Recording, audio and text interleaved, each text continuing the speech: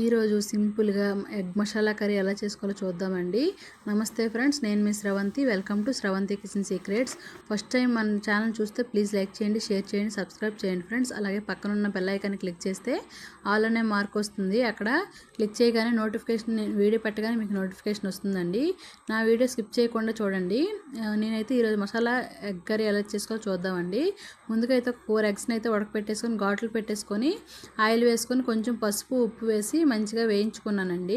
వేయించుకున్నాకైతే ఒక బౌల్లోకి తీసేసి అదే ఆయిల్లో అయితే నేను ఒక 4 ఉల్లిపాయలు, 4 టమోటాలు కట్ చేసి, అలాగే ఒక 2 ఇంచీల అల్లము, ఒక రెబ్బ అయితే కరివేపాకు, అలాగే వెల్లుల్లిపాయలు వేసేసి అయితే మంచిగా అయితే ఫ్రై చేశానండి.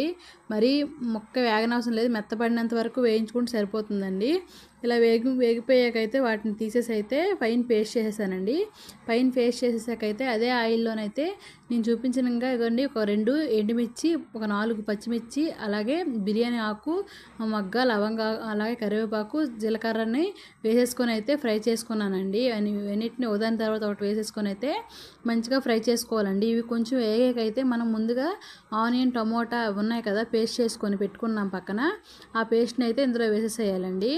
ఇవైతే పచ్చిమిర్చి కొంచెం వేయకైతే ఈ పేస్ట్ని అయితే వేసుకుందాము. ఇలా వేయకైతే ఇదిగోండి, ఇలా వేసుకొని మంచిగా కలుపుకునేకైతే అందులో ఉప్పు, పసుపు, కారము వేసుకొని అయితే ఒక 10 నిమిషాలు అయితే మూత పెట్టేసి మగ్గించుకుందామండి. ఆ ఆయిల్ కొంచెం పైకి తేలినట్టు అనిపిస్తుంది, అంతవరకు మగ్గించుకుంటే సరిపోతుంది. ఇలా మగ్గించుకున్నాక మూత తీసేది అందులో కొంచెం గరం మసాలా కూడా వేసుకొని అయితే మరొక్కసారి అయితే ఒక 5 నిమిషాలు మగ్గించుకుందామండి. మగ్గించుకున్నాక ఇలా ఆయిల్ పైకి తేలిపోతుంది కదా, ఇప్పుడైతే ఇందులో తగినంత వాటర్ని, మనకి గ్రేవీ ఎంతైతే అవసరం అవుతుందో అంత వాటర్ని అయితే వేసేసుకొని ఒక 2 నిమిషాలు అయితే మూత పెట్టేసి పొంగు తెరలు వచ్చినంత వరకు ఆ వాటర్ని అయితే మసలు కరిగించుకుందాము.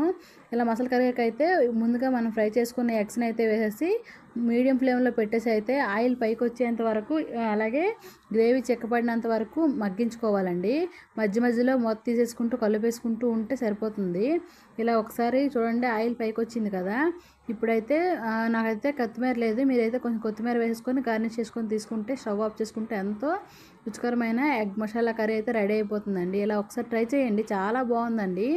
ఒట్టి గ్రేవీతోనే అన్నం తినేవచ్చు. Thank you for watching.